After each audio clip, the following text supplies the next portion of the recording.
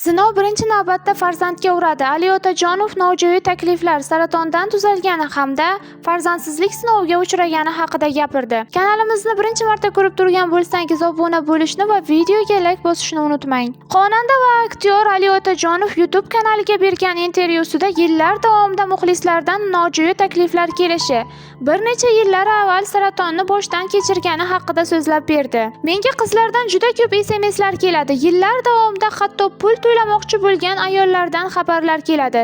O'ylamay ham blokka tiqaman. Buni bitta sababi qizim bor.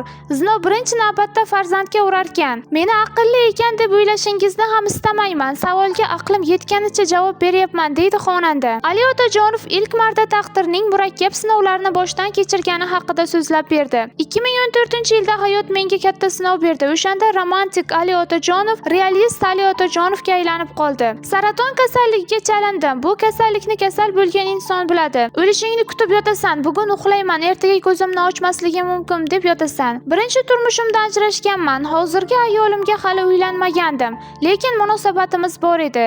Shunday qiyin vaziyatda bu ayolim ajrashgan. Saraton kasalligiga chalingan bir yigitning oldida turdi. Germaniyaga bordim, muolajalar oldim, davolandim, Allohga shukr. Bundan keyin esa farzand ko'rishim juda qiyin bo'ldi. 5 yil befarzand bo'ldik. Shu yillar ichida 4 marta eko qildirdik. Hattoki yaqinlarimiz ajrasha qolinglar degan paytlar ham bo'ldi. Oxirgi marta eko qildirishga Turkiyaga ketayotganimizda bersa baxtimiz, bermasa sinovimiz, lekin ajrashish yo'q degan qarorga keldik. O'shanda menda umid yo'q edi, lekin ayolim farzandli bo'lishimizga juda qattiq ishonardi. Shu orada buvam va buvim vafot etdi. Bu yoqda farzandsizlik. Men har tomonlama sinib bo'lgan edim. Xullas shunday kunlardan birida ayolim farzandli bo'lishimizni aytib qoldi. Endi u onlarning naqadar katta baxt ekanligini sizga tasvirlab bera olmayman. Farzandli bo'lmasligiga ko'ngan odamga ota bo'lasiz deyishsa, bu juda ham boshqacha tuyg'u. Men bu gaplarim bilan hammaga noumid bo'lmaslik kerakligini aytmoqchiman.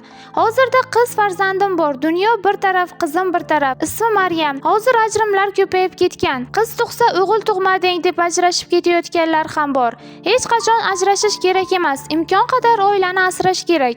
Chunki ajrashgan erkak kishi sinib qolarkan. O'zimning boshimdan o'tgan, deydi xonanda.